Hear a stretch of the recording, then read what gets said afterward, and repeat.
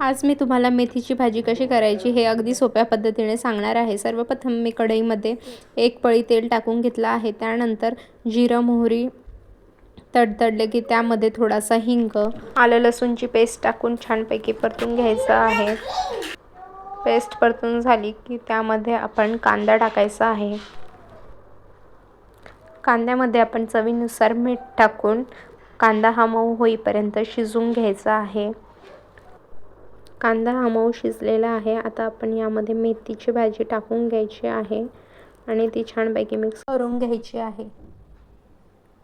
आता आपण आपल्या मेथीच्या भाजीला 5 ते 7 मिनिटाची वाफ काढून घ्यायची आहे आणि वाफ काढताना मध्ये मध्ये 2 ते 3 मिनिटांनी चेक करून सुद्धा घ्यायचं आहे। अशा प्रकारे तयार आहे आपली मेथीची भाजी। चला तर मग आता सर्व पण करून घेऊया।